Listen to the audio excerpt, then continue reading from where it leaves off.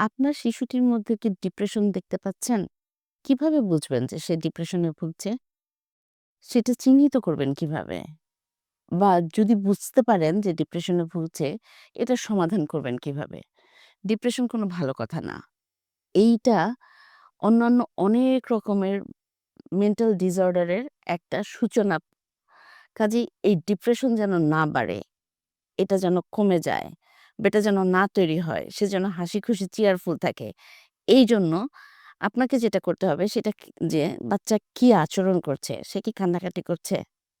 সে কি মন খারাপ করে থাকছে? সে কি সবকিছুতে বলে ভালো লাগে না?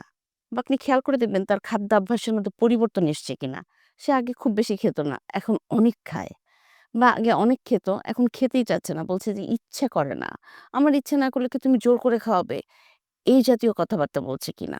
ডিপ্রেশনের সাথে মানুষের টেস্টের একটা ভীষণ কঠিন একটা সংযোগ আছে।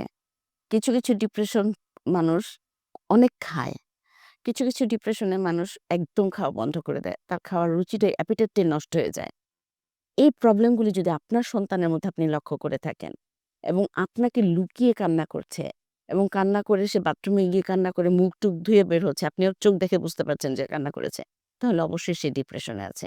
কেন ডিপ্রেশনে আছে? কি হয়েছে ওর সাথে? ডিপ্রেশনের জায়গাটা কোথায় সেটা খুঁজে বের করে আনা। এটা যদি আপনি হিমশিম খেয়ে যান, বাবা-মা দুজনেই, আপনারা যদি অস্থির হয়ে যান, অস্থির হবার কিচ্ছু নেই।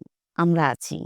আমরা আইএনটিআর আপনাদেরকে সাহায্য করবার জন্য আছি। আপনার সন্তানের ডিপ্রেশন কাটিয়ে উঠবার জন্য বা কি কারণে কোন জায়গা থেকে তার ডিপ্রেশনের শুরু, সেই জিনিসটা পয়েন্ট আউট করে আপনাদেরকে বুঝিয়ে কি আচরণ তার সাথে করবেন বা তাকে দিয়ে কি করাতে হবে, সেই কৌশলগুলি আমরা শিখিয়ে দিব সন্তানের সাথে, আপনাদের সাথে। সেজন্য group session, one on session সবকিছুর মাধ্যমে এবং নন ইনভেসিভ ব্রেন স্টিমুলেশন থেরাপির মাধ্যমে আপনার সন্তানের ডিপ্রেশন কাটিয়ে উঠবার জন্য আইএনডিআর আপনার পাশে আছে। যোগাযোগ করুন স্ক্রিনে দেখানো নাম্বারে।